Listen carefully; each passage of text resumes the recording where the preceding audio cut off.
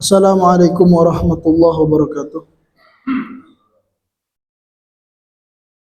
Innal hamdalillah nahmaduhu ta'ala wa nasta'inuhu wa nastaghfiruhu wa natubu ilaih.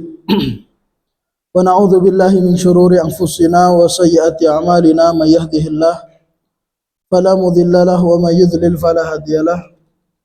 Asyhadu an la ilaha illallah wahdahu la syarikalah wa asyhadu anna Muhammadan abduhu wa rasuluh. Salawatu Rabbi wa salamuhu wa barakatuhu ala nabiyyina wa ala alihi wa ashabihi wa man ihtada bihudahu ila yaumiddin, amma ba'du. Ikhwani fillah, akhwati fiddin, a'azakumullah. Di malam hari ini di malam Rabu yang pertama di bulan Sya'ban 1447 Hijriah, kita akan melanjutkan mempelajari fikih puasa dari uraian mazhab Imam Syafi'i yang disebutkan oleh Al-Imam Ibnu Raslan, ya, Al-Imam Ibnu Raslan Asy-Syafi'i, Ibnu Raslan Ar-Ramli Asy-Syafi'i rahimahullah. Di pertemuan sebelumnya kita telah membahas pembatal-pembatal puasa dan juga sunnah-sunnah puasa. Sekarang kita masuk pembahasan hal-hal yang dimakruhkan ketika puasa. Di bait 477.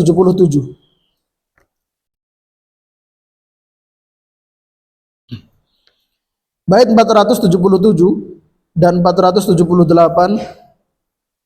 menjelaskan tentang hal-hal yang dimakruhkan ketika berpuasa.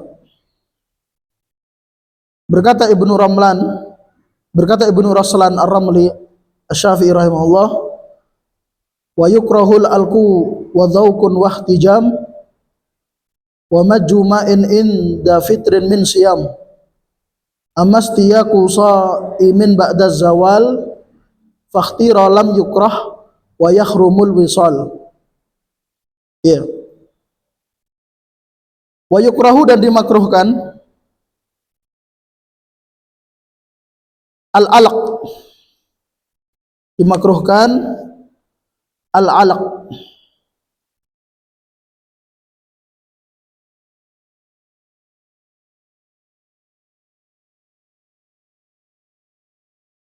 Dimakruhkan al-alaq. Al-alaq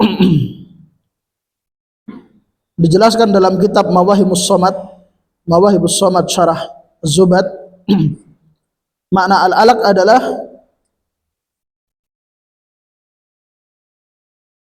an yajma'a ar-rik,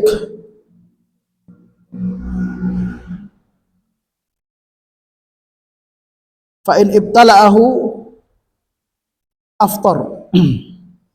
Jadi al-alaq adalah mengunyah. Di situ saya terjemahkan dimakruhkan mengunyah makanan. Madzaghahu ay madzaghat ta'am li'annahu yajma' ar-rik. Karena makanan tersebut bercampur dengan air liurnya. Fa in ibtala'ahu aftar. Kalau tertelan air liurnya, maka batal puasanya karena telah tercampur dengan makanan. Jadi mengunyah makanan hukumnya makruh, ya, hukumnya makruh.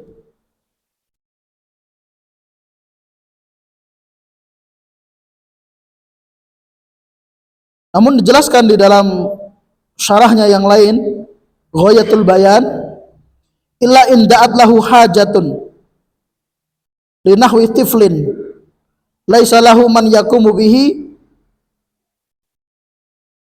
au yamdaghu at-tamr litahnikihi, kecuali jika memang ada kebutuhan untuk mengunyahnya, seperti membantu anak kecil untuk membantu anak kecil, ya, untuk memakan makanannya, dan tidak ada yang mengunyahkan, tidak ada yang melembutkan makanannya kecuali dengan cara itu, atau dengan tujuan untuk melembutkan kurma dengan tujuan untuk mentahnik,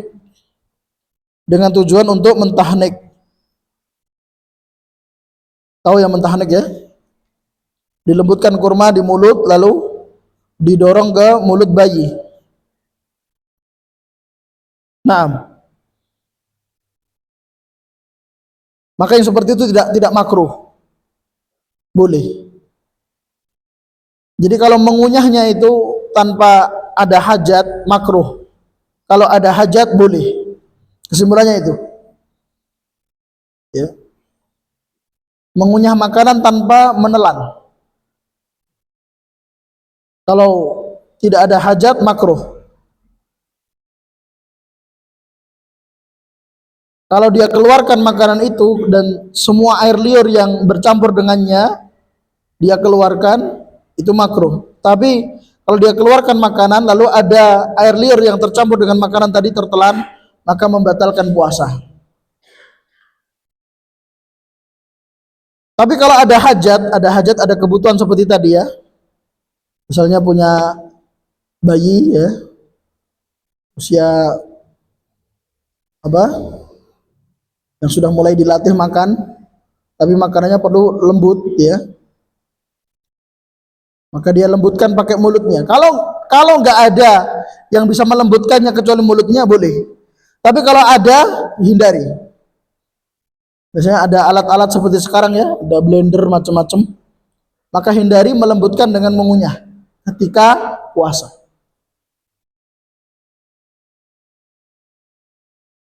Kalau dia tetap melakukannya dalam mazhab Syafi'i, ini hukumnya makruh.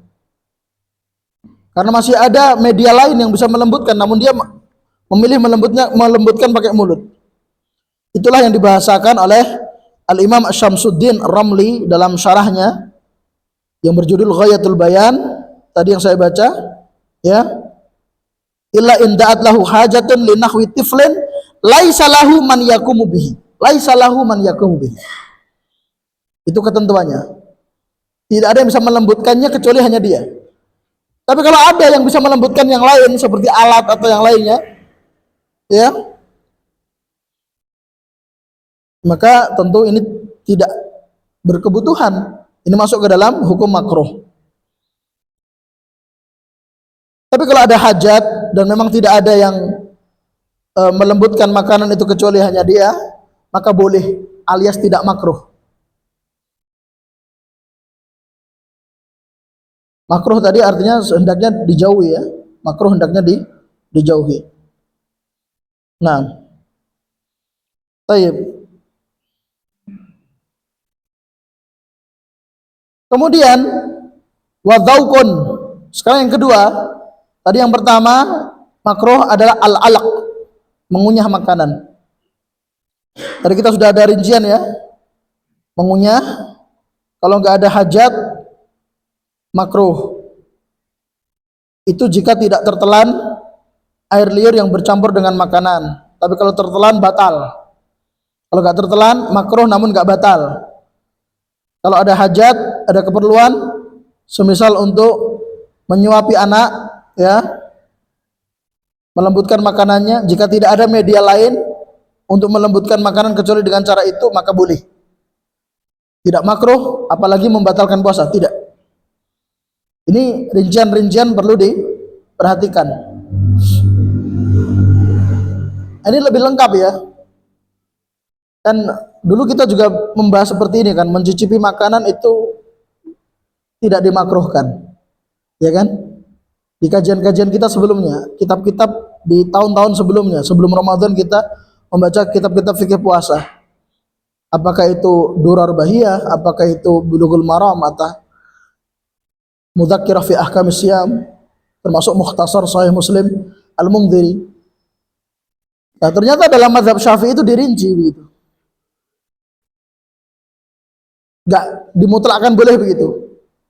Kalau begini boleh, kalau begini enggak boleh, kalau begini enggak boleh plus membatalkan puasa. Tidak ada rincian. Nah, ini rincian bagus ya.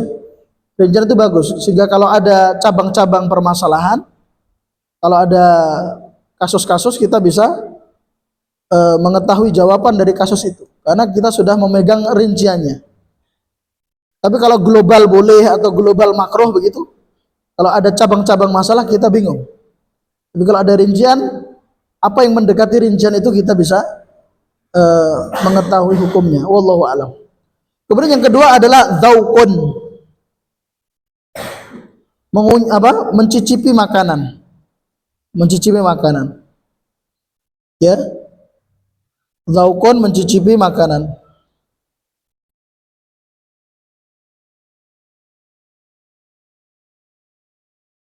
Jadi mencicipi makanan di sini hukumnya makruh. Dalam mazhab Syafi'i mencicipi makanan hukumnya makruh.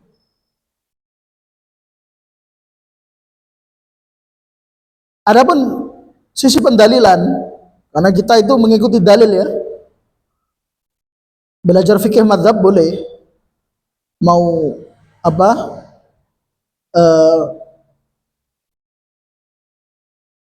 Zubat ibn Roslan, mau Matan Abi Syuja, mau Muqaddimah Hadramiyah, tapi yang penting tahu dalilnya. Sisi pendalilan kenapa dzauqun mencicipi makanan itu makruh? Karena sisi pendalilannya adalah dalam rangka berjaga-jaga. Berjaga-jaga apa? Lebih hati-hati agar tidak ada yang kebablasan masuk. Karena terkadang orang mencicipi makanan dia akan apa? Tadi ada yang kemasukan enggak ya? Saya ingat saya enggak. Tapi enggak tahu juga deh kalau ya kan gitu kan. Sementara Nabi SAW mengatakan apa? Da' ma yaribuk ila ma la yaribuk. Tinggalkan apa yang meragukanmu. Pilihlah apa yang tidak meragukan. Ya kalau kita nggak mencicipi makanan, nggak ada yang diragukan. Masa kita cuma diam aja, kayak saya kemasukan makanan nggak ya? Nah kamu menang aja ramangan ya. Masa ngerti-ngerti warak kan itu kan. Jelas itu nggak meragukan. Tapi kalau mencicipi makanan nanti ada keraguan. Daripada keraguan itu menghantui, mending nggak usah.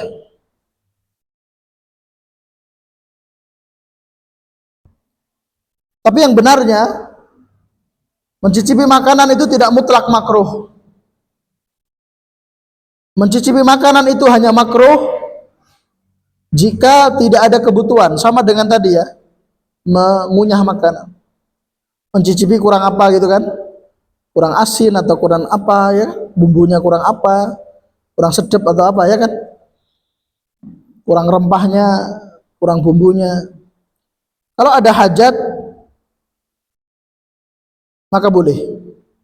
Jadi boleh dengan dua syarat. Syarat pertama ada hajat. Ada hajat artinya ada kebutuhan untuk mencicipi. Yang kedua, syarat kedua diusahakan tidak ada yang masuk. Artinya tidak ada yang kelewatan melewati kerongkongannya. Hanya di area mulut untuk kemudian dia keluarkan. Dan ada hajat ini penting. Yang berhajat, yang berkebutuhan untuk mencicipi ya orang yang paham masakan. Ya. Kalau nggak paham masakan ngapain mencicipi? Sak omah mencicipi gitu kan. Kumpul ke kabeh ya. Suaminya, anaknya, anak barep, anak nomor loro, anak pitu kan kumpul kabeh. Cicipi kabeh. Ini nggak ada kebutuhan. Yang kebutuhan, yang berkebutuhan yang paham. Ya. Tentang racikan. Ya. Nah, kalau yang tidak ada berkebutuhan, tidak ada berkepentingan untuk mencicipi, ikut mencicipi, maka ini masuk ke dalam apa yang dikatakan oleh Ibnu Roslan. Jadi dia makruh. Nah, jadi tidak sepantasnya dilakukan. Namun kalau ada kebutuhan boleh. Namun syaratnya tadi ya, selain ada kebutuhan, memang ada kepentingan dia, ya,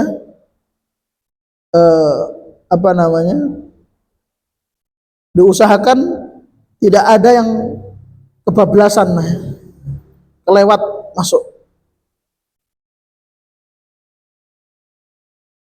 Terutama hajat ini, kebutuhan ini, terkadang ada memang ada hajat ketika yang dihidangkan makanan itu ada orang yang rodok rewel. Tahu ya, rodok rewel. Nek wong apa-apa gelem enggak komentar makanan kan enggak perlu dicicipi ya. Itu kan ada yang rewel itu kan. Ada yang rewel, kurang asin sithik gua piringnya ya. Apa iki gitu kan. Nah, ada orang yang temperamental ya, kayak ini perlu dicicipi ya. Perlu dicicipi. Biar tidak terjadi kegaduhan.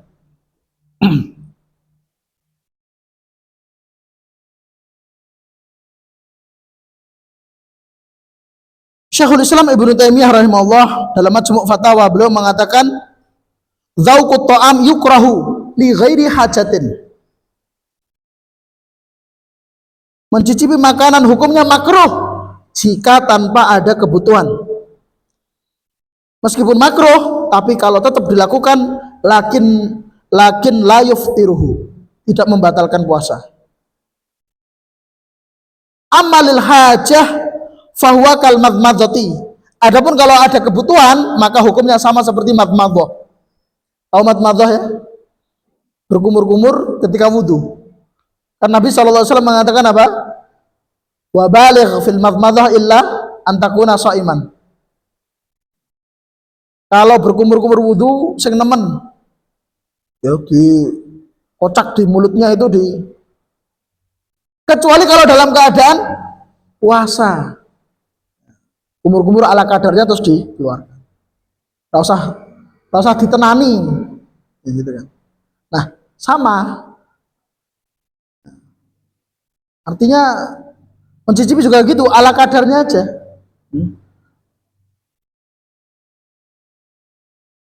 Sak piring kan bukan mencicipi ya, sak piringnya.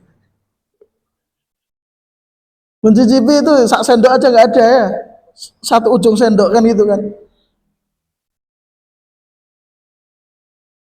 Nah,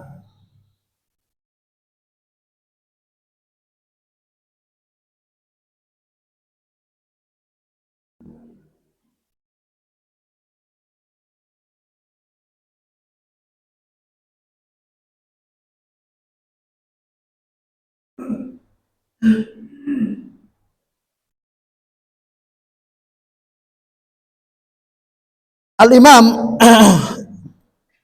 Ibnu Abi Syaibah di dalam kitabnya Al-Musannaf juga diriwayatkan oleh Imam Abdul Razzaq dalam kitabnya Musannaf juga. Jadi ada dua kitab Musannaf ya.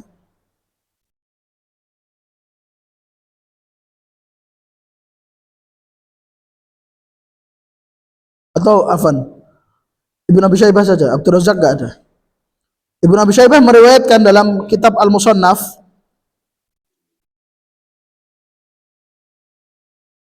bahwa kitab Musannafnya Abdul Razzaq itu siapa, Ibnu Abi Syaibah dan Abdul Razzaq juga, Abdul Razzaq As-Sun'ani ya. Al-Imam Abdul Razzaq As-Sun'ani itu kitab yang penting ya. Dua kitab ini berisi lebih banyak athar sahabat daripada hadis Nabi. Jadi dengan membaca dua kitab ini akan banyak apa? Mengetahui fikihnya para sahabat. Jadi di dalam Musannaf Ibnu Abi Syaibah, Abdullah bin Abbas radhiyallahu anhuma diriwayatkan beliau pernah mengatakan la ba'sa an yadzuqal khalla awisyai malam yadkhul halqahu wa huwa shaim. Tidak mengapa mencicipi cuka dan mencicipi makanan secara umum ya, selama tidak masuk ke kerongkongannya dalam keadaan dia berpuasa. Ini pernyataan Abdullah bin Abbas radhiyallahu anhu, diriwayatkan oleh Ibnu Abi Syaibah dalam Al-Musannaf.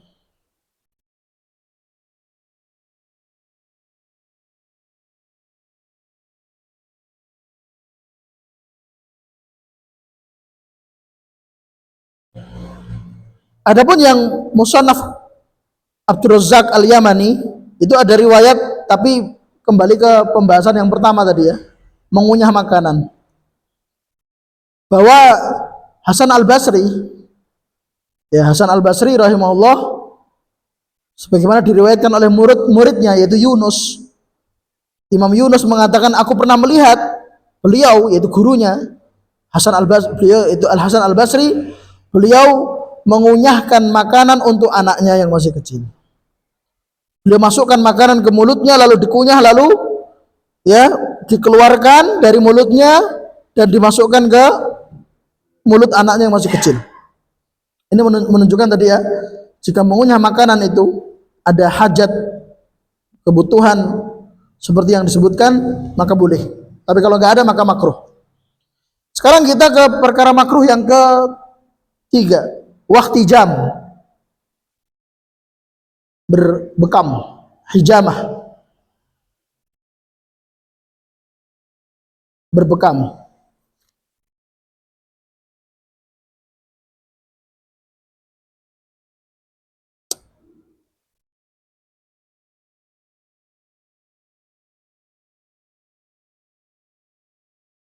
Taib.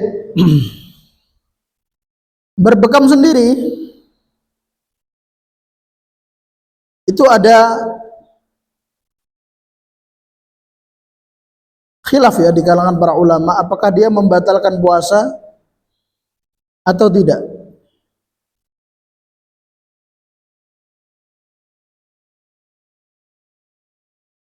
Yang mengatakan bekam itu membatalkan puasa adalah mereka berpijak dengan hadis yang diriwayatkan oleh Imam Al-Bukhari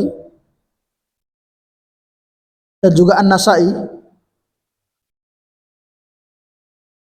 bahwa Nabi SAW mengatakan aftar al-hajim wal mahjum. Al-Bukhari meriwayatkan namun sanatnya tidak lengkap, ada yang terputus, namun Imam Nasai menyebutkan secara bersambung.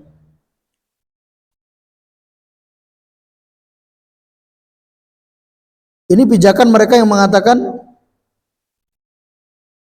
batal puasa, karena Nabi mengatakan aftar al-hajim wal mahjum, orang yang berbekam dan yang dibekam dua-duanya batal puasanya.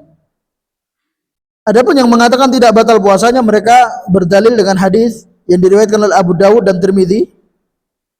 Nabi SAW mengatakan, atau afwan Ibnu Abbas radhiyallahu anhu mengatakan, inna Nabiya SAW ikhtajama wa huwa shaim. Nabi pernah berbekam padahal beliau sedang puasa. Nabi berbekam, beliau sedang puasa.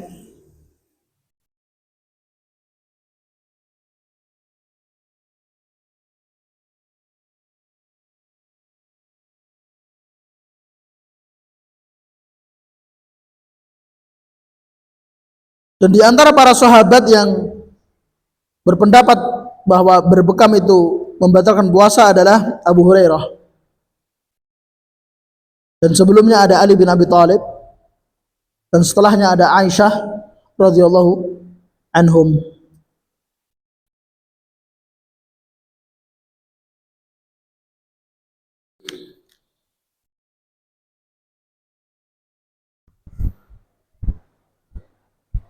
Namun yang mengatakan tidak batal, mereka mengatakan bahwa hadis yang mana Nabi SAW mengatakan aftar al-hajim wal mahjum itu sudah mansuh, terhapus. Karena ada hadis yang diriwayatkan oleh Al-Baihaqi dan Ad-Daruqutni, ya. Dan Syekh Al-Albani menilai sahih dalam Irwaul Ghalil dari Abu Sa'id Al-Khudri radhiyallahu an, bahwa kata Abu Sa'id Al-Khudri, arkhasan Nabi fil khijamah lis-shaim. Sungguh Nabi SAW telah memberikan keringanan untuk orang berpuasa boleh berbekam.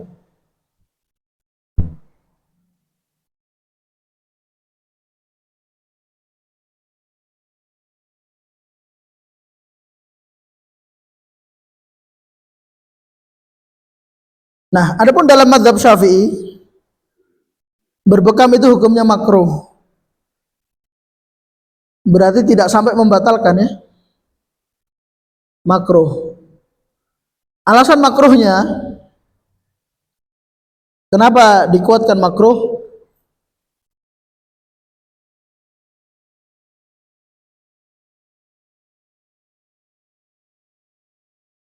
Alasannya ada dua, disebutkan dalam kitab Mawahibus Somad, Syarah Az-Zubad. Yang pertama, karena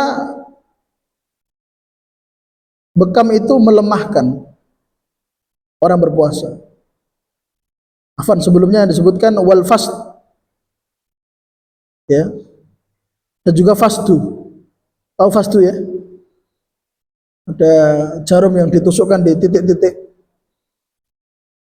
peredaran darah sehingga mengucur darah.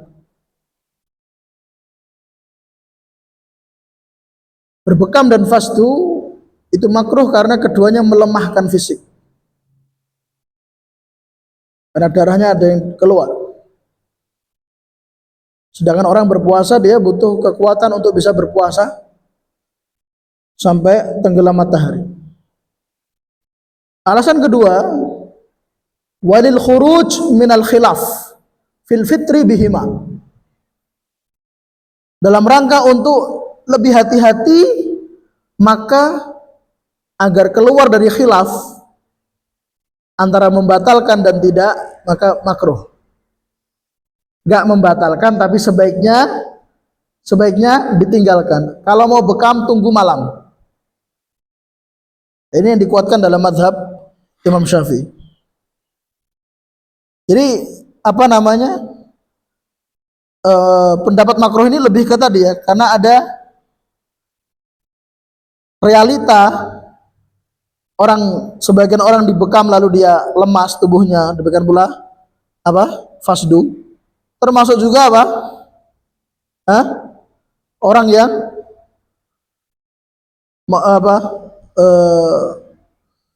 dipilih pendapat makruh ini karena keluar dari perdebatan. Perdebatannya batal atau enggak toh? Keluarnya gimana? Tidak batal, tapi sebaiknya dihindari. Tidak batal berarti kan apa? Condong ke yang menyatakan tidak batal. Sebaiknya dihindari berarti condong ke yang mengatakan batal. Berarti kan tengah-tengah itu. Itu namanya keluar.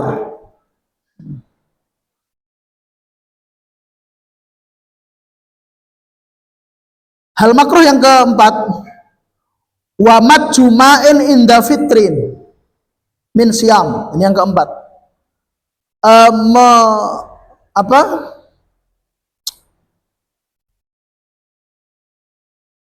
Berkumur-kumur ya. Di situ apa? Mengeluarkan air dari mulut. Majma'in inda fitr. Majma'in itu dijelaskan ini majma'in itu artinya yatamadmad bima'in wa yamjuhu inda fitri. Orang ketika mau berbuka ya, dia enggak langsung membatalkan dengan makan kurma atau minum, enggak, tapi dia ambil air, dia masukkan ke mulut, dia kumur-kumur, lalu dia keluarkan. Ya. Itu maksudnya mengeluarkan air dari mulutnya ketika berbuka. Maksudnya mengeluarkan air yang dia masukkan ya. Bukan mengeluarkan air dari tubuhnya, enggak ya. Ini mungkin di antara kita yang belajar fikih puasa baru mendengar ini ya.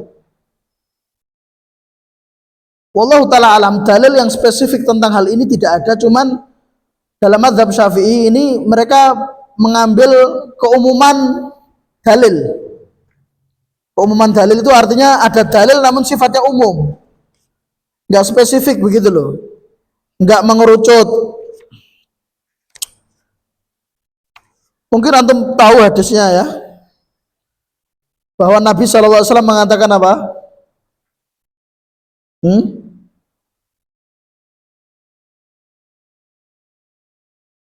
Famus shaim atau la khulufu famis shaim atyabu indallah yaumal qiyamah min rihil misk. Ini keumuman dalil ini yang dipakai diantaranya ya. Ini adanya Sahih riwayat Bukhari Muslim. Apa namanya? Bau mulut yang tidak enak pada orang berpuasa kelak di hari kiamat itu lebih wangi di sisi Allah dibandingkan kasturi, minyak misik. Nah, kalau kan sebagian orang ada yang apa? Sebelum dia makan minum, dia apa? Berkumur-kumur untuk menghilangkan bau mulut, begitu loh maksudnya. Nah, itu makruh dalam mazhab Syafi'i. Alasannya apa? Biarkan saja. Ben rapopo. Bau nggak enak nggak apa-apa. Justru itu yang menjadi kelebihan. Karena bau yang enak, bau yang nggak enak itu nanti akan diganti oleh Allah di akhirat, baunya lebih wangi daripada kasturi. Maka biarkan saja. Sehingga kalau nggak dibiarkan, alias mau dihilangkan dengan apa, minum terus dikumur-kumur dibuang, itu nanti jatuhnya makruh. Itu menurut mazhab Syafi'i. Wallahu a'lam. Kemudian yang ke 5, bersiwak. Berkata Ibnu Raslan Ar-Ramli Asy-Syafi'i, ammastiyaku shaimin ba'da zawali fakhtira lam yukrah wa yahrumul wisal.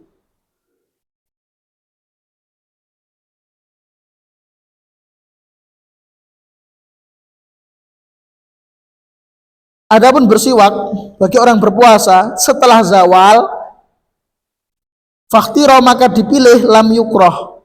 Itu ada yang kurang ya terjemahannya ya.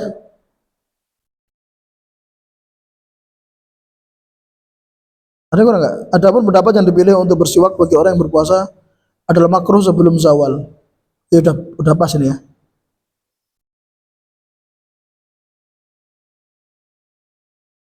Lam yukroh. Lam yukroh tidak makruh ya. Kurang itu. Adalah tidak makruh. Kok jadi makruh? Tambahi kata-kata tidak, terjemahnya ada yang kurang ya. Sama seperti kemarin ada yang kurang juga, terjemahnya di halaman 3 itu kurang. Murtad ya. Murtad enggak? Belum saya masukkan ya. Malah haidnya double toh. Yaitu haid, nifas dan haid. Kudunya kan haid, nifas dan murtad. Halaman 3 itu loh. Kemarin ada yang ini juga sama. Pendapat yang dipilih adalah tidak makruh. Fakhtira lam yukroh.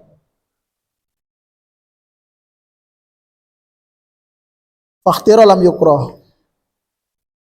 Maka pendapat yang dipilih adalah tidak makruh. Iya. Ucapan Ibnu Raslan fakhtira, pendapat yang dipilih, mengisyaratkan dalam mazhab Syafi'i sendiri ada khilaf. Ada pendapat yang mengatakan bahwa apa? Bersiwak ketika berpuasa itu boleh selama belum zawal. Tahu zawal ya? Selama belum zuhur. Tergelincir matahari. Berarti bar subuh ya, bersiwak. Ya. Sampai sebelum zawal nanti bersiwak boleh-boleh saja. Mau baca Quran bersiwak. Mau sholat subuh bersiwak gitu kan. Mau sholat duha bersiwak. Tapi kalau setelah zawal makruh, paham?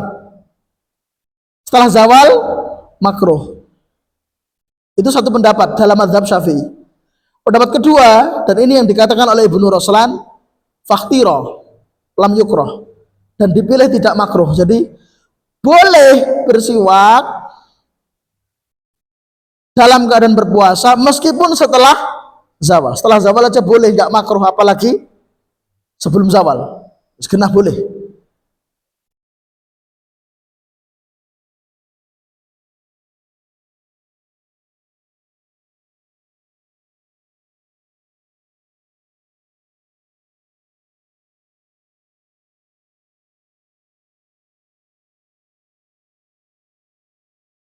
Di dalam kitab Ghayatul Bayan, Syarah Zubat Ibn Raslan karya Imam Syamsuddin Ar-Ramli yang dijuluki Asy-Syafi'i Shaghir ya.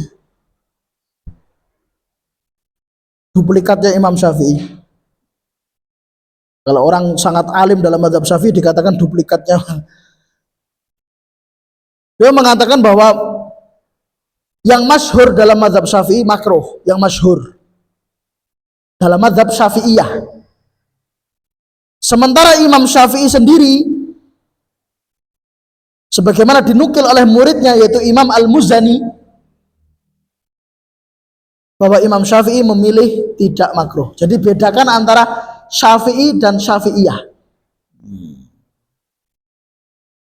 Nah sekarang dari kalangan Syafi'iyah, jadi Syafi'iyah itu kan yang masyhur alias mayoritas Syafi'iyah mengatakan makruh. Lah yang minoritas siapa saja? Disebutkan di sini waqtarahu jama'atun minhum An-Nawawi, loh Imam Nawawi sendiri. Ya. Imam Nawawi yang beliau dengan Imam Rafi'i, dua pembesar fikih mazhab Syafi'i. Imam Nawawi dan Imam Ibnu Abdussalam dan Abu Syamah. Tiga ini.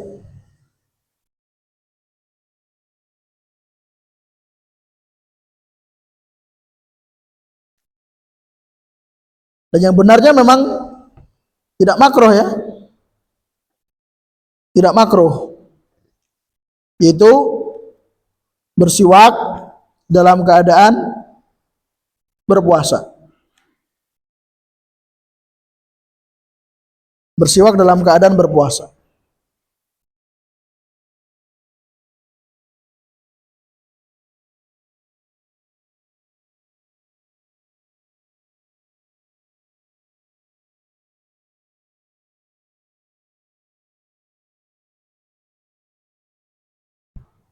Perlu antum ketahui bahwa ulama fikih berbagai mazhab sepakat bersiwak bagi orang berpuasa itu boleh. Yang diperselisihkan adalah setelah zawal.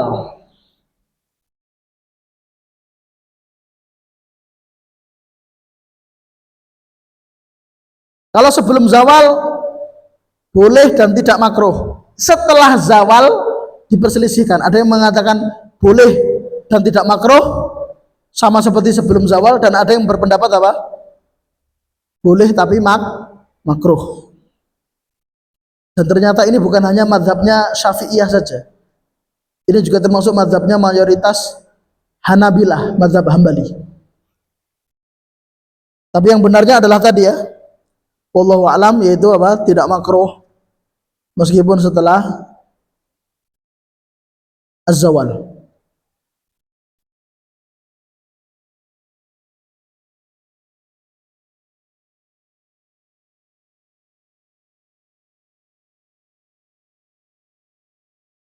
Cuman kalau dipilih makruh setelah zawal berarti masuk makruh yang kelima. Ya. Yang berikutnya wa yahrumul wisal, dan haram hukumnya puasa wisal. Puasa wisal artinya menyambung. Jadi sudah maghrib, waktunya berbuka, dia nggak berbuka, nggak kemasukan apa-apa, makan nggak, minum nggak, sampai datang waktu menjelang subuh. Dia tetap nggak makan, nggak minum sampai masuk subuh. Berarti dia sambung puasa 2 hari berturut-turut, malamnya nggak kemasukan apa-apa. Ini haram. Tapi kalau maghrib nggak kemasukan apa-apa, jadi nggak berbuka, nggak makan, nggak minum terus sampai menjelang subuh dia baru makan, berarti bukone ini plus sahur gitu loh. Baru dia puasa lagi ketika azan subuh, maka ini puasa wisal juga, namun puasa wisal yang statusnya makruh. Dan ini wallahu alam barangkali kenapa disebutkan oleh Ibnu Ruslan di sini. Jadi puasa wisal itu ada dua, ada yang makruh, ada yang haram. Yang disebutkan oleh Ibnu Ruslan yang haram adalah yang tadi ya, ngebleng 2 hari berturut-turut malamnya nggak kemasukan apa-apa. Itu haram. Haram bagi umat Rasulullah SAW, boleh bagi Nabi SAW. Itu kekhususan beliau. Apa kata Nabi SAW? Ini sudah kita baca dulu ya di Mukhtasar Sahih Muslim. Nabi mengatakan lastu ka hayatikum. Aku ini beda dengan kalian.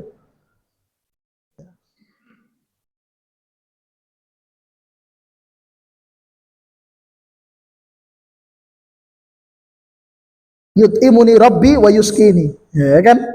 Allah memberiku makan dan minum meskipun aku puasa.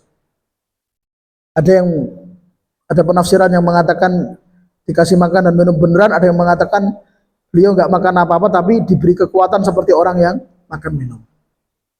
Wallahu a'lam. Selesai. Masuk bait 479 sampai 482. Ini puasa-puasa sunnah. Jadi pembahasan tentang puasa Ramadan selesai ya. Sekarang puasa-puasa sunnah. Nanti masuk lagi puasa Ramadan nanti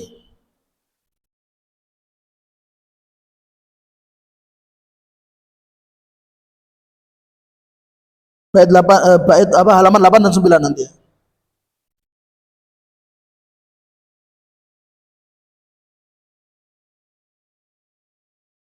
Bait 479 sampai 482 itu tentang puasa-puasa sunnah.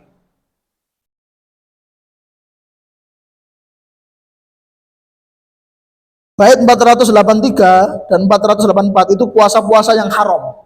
Haram dilakukan.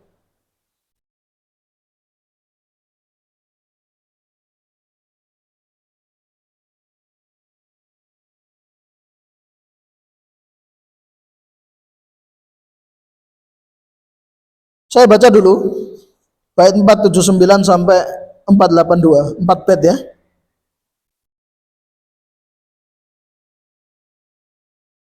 Berkata Ibnu Raslan Ar-Ramli Asy-Syafi'i rahimahullah, wa sunnatun siyamu yaumi Arafah illa liman fil haji haitsu adzafah wa sitti syawalin wa bil wilai aula wa tasu'a wa asyura'i wa saumul itsnaini kadzal khamisu ma ayami bidhi wa ajz liman syara'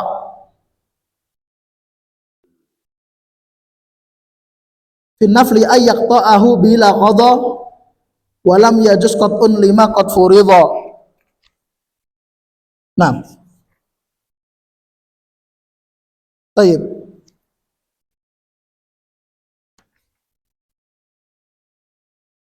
Wa sunnatun dan sunnah siyamu yaumi Arafah, puasa di hari Arafah. Puasa di hari Arafah itu hukumnya sunnah. Jadi sekarang puasa sunnah yang pertama, puasa di hari Arafah. Nabi SAW bersabda dalam hadis sahih riwayat Muslim dan juga Abu Dawud, siyamu yaumi Arafah ahtasibu ala Allah ayyukafira sanata allati qablaha wa sanata allati ba'dah. Puasa di hari Arafah, aku mengharap kepada Allah menggugurkan dosa setahun sebelumnya dan setahun setelahnya. Nah, ini hadis sahih riwayat Muslim.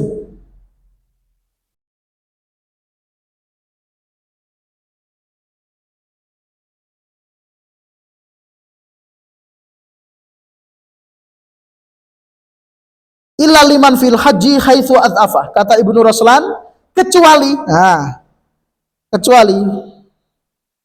berarti tidak disunahkan puasa, dia dianjurkan untuk tidak puasa Arafah. Siapa itu? Liman fil haji, orang yang sedang berhaji, sedang di tanah Arafah, sedang wukuf. Kenapa? Haitsu adzafah, karena hal itu akan melemahkan dia. Melemahkan apa? Ya dari memperbanyak doa, zikir, baca Quran dan ibadah-ibadah. Karena hari Arafah, jamaah haji yang sedang wukuf di Arafah kan dianjurkan memperbanyak ibadah, terutama doa. Ya. Makanya kalau hari Arafah itu jamaah haji biasanya apa? Sudah ngeluarin catatan-catatan titipan doa. Dulure tanggone pakai kabeh diwaca. Ya.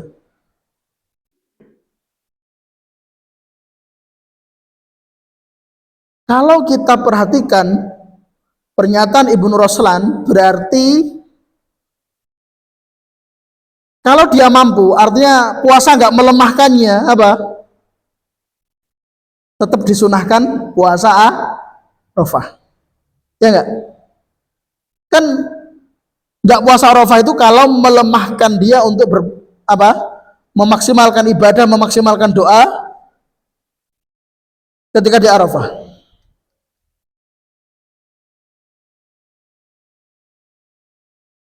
Kan begitu toh?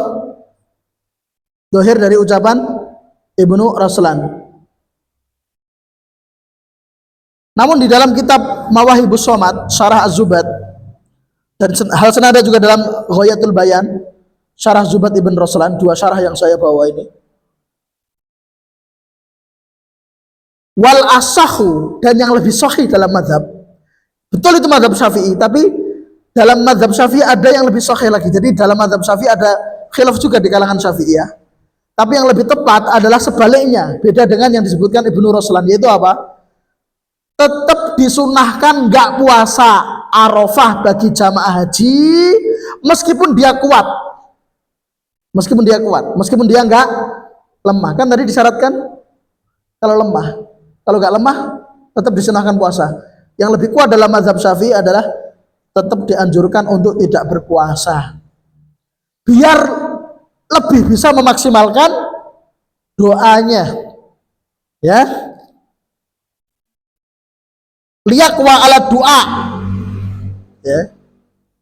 Dalam kitab Ghayatul Bayan dijelaskan agar dia lebih kuat dalam berdoa di tanah Arafah. Nah, baik. Sekarang yang kedua ya, wasittu Syawalin,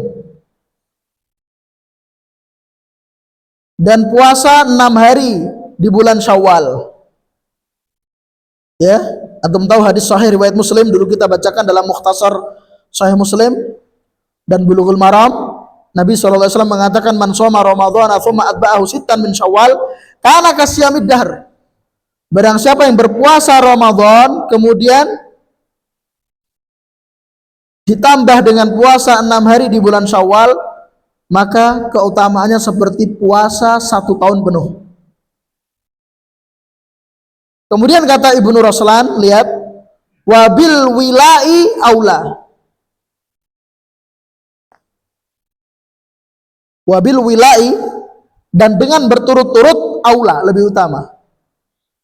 Jadi dalam mazhab Syafi'i disunahkan puasa 6 hari itu berturut-turut, 6 hari terus puasa, disunahkan dalam mazhab Syafi'i. Nah, boleh tidak berturut-turut, ya, boleh puasa hari ini, nanti berapa hari lagi puasa lagi gitu kan. Tapi lebih utama dia berturut-turut. Dan itu apa? Yang menjadi pegangan adalah keumuman dalil-dalil seperti dalil-dalil bersegera dalam kebaikan, fastabiqul khairat. Nah, bersegera untuk, termasuk diantaranya adalah bersegera untuk menyelesaikan puasa 6 hari di bulan Syawal. Setelah itu yang ketiga, wa asyura, aslinya wa asyura'i, aslinya gitu ya, cuman hamzahnya dibuang karena darurat syair. Dalam istilah ilmu arut namanya dikoser, karena asyura isim mamdud. Yang pernah belajar shorof, Asyura ada hamzah di belakang, setelah alif itu namanya isim mamdud. Hamzahnya dibuang jadi isim maksur, makanya dikoser. Kemudian yang keempat, watasu'ai, dan puasa tasu'a. Di sebagian nuskhah, di sebagian manuskrip itu dibalik begini, tak baca ulang ya. Ausittu Syawalin wabil wilai aula wa tasu'a wa asyura'i, gitu. Sebagian nuskhah dibalik. Kenapa? Ya karena songosek lagi 10 toh. Iya gak? 9 dulu baru 10. Cuman di sini Ibnu Raslan mendahulukan Asyura. Kenapa? Karena kesunahan Asyura itu lebih ditekankan daripada kesunahan Tasu'a. Karena amal ibadah itu kan berlevel-level.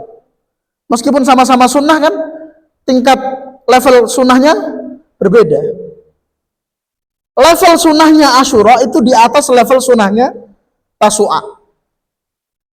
Tasu'a itu artinya puasa di hari ke-9 bulan Muharram. Asyura puasa di hari ke-10 bulan Muharram. Ya kan? Nabi SAW mengatakan dalam hadis sahih riwayat Muslim, ya, siyamu yaumi Asyura ahtasibu 'ala Allah ayyukafira sanata allati qablah. Puasa di hari Asyura aku berharap kepada Allah agar menggugurkan dengannya dosa-dosa setahun sebelumnya.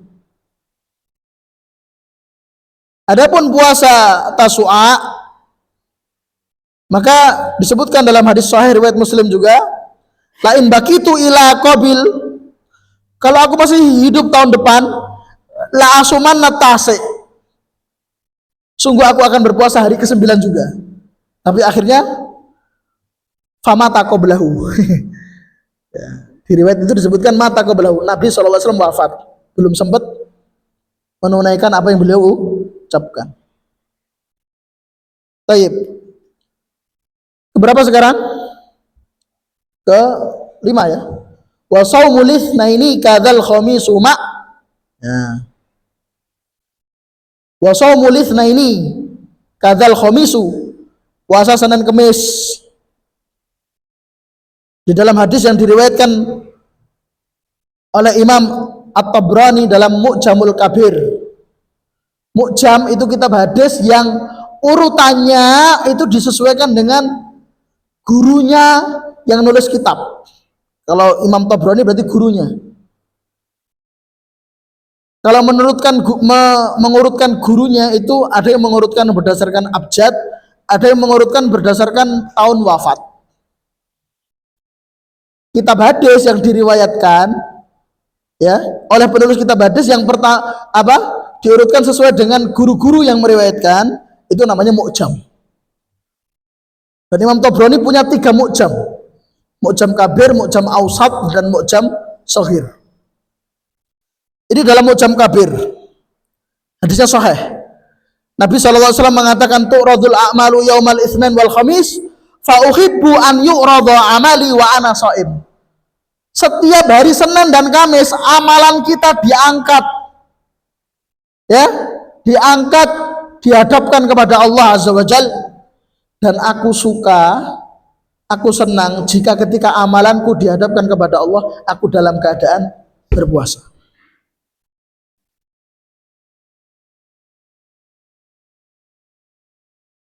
Yang berikutnya ma'ayami bidhin. Berikutnya apa? Puasa di ayam bid, hari-hari bid. Hari-hari bid itu apa? Puasa di hari 13, 14, 15 Hijriah. Ya.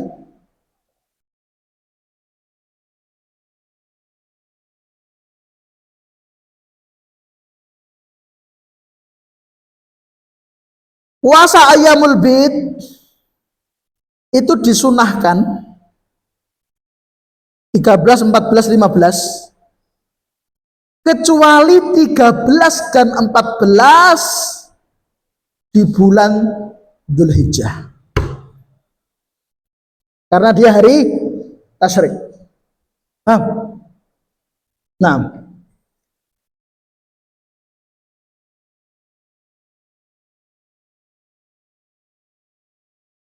lah terus gimana Pak? Apa puasa tanggal 15 tok? Apa diarani Ayyamul Bid 15 tok? Kalau dia terbiasa, artinya puasa Ayyamul Bid itu menjadi kebiasaannya, maka insya Allah meskipun dia puasa di tanggal 15 saja, pahalanya seperti pahala 3 hari. Puasa 3 hari. 13, 14 dan 15.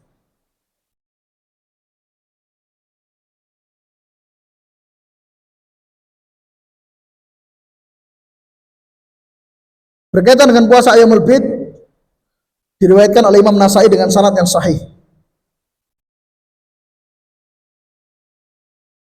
Dan juga riwayat Ibnu Hibban dari sahabat Abu Dzar Al-Ghifari. Nah, kita lanjutkan.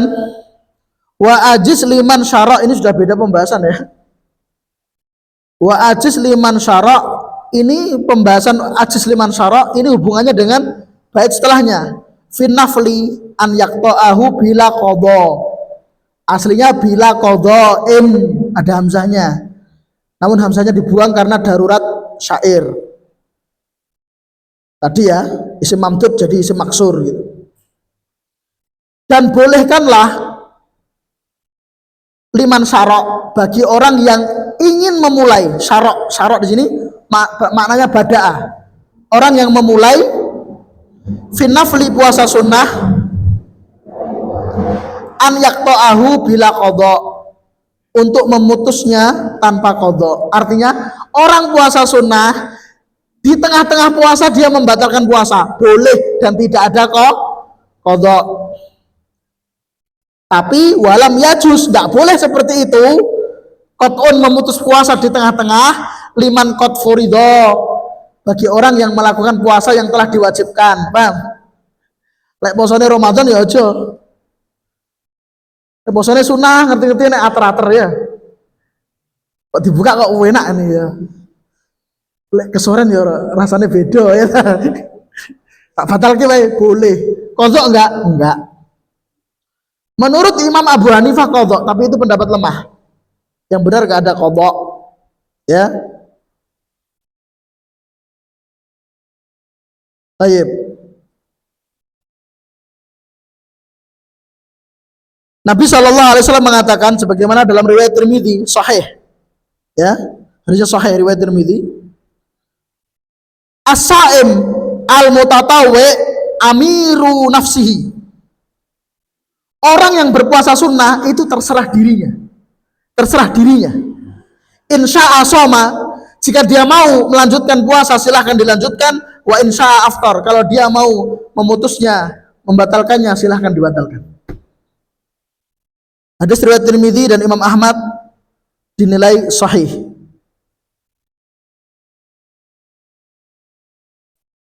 Ingat ya, as-saim al-mutatawwi, orang yang puasanya sunnah.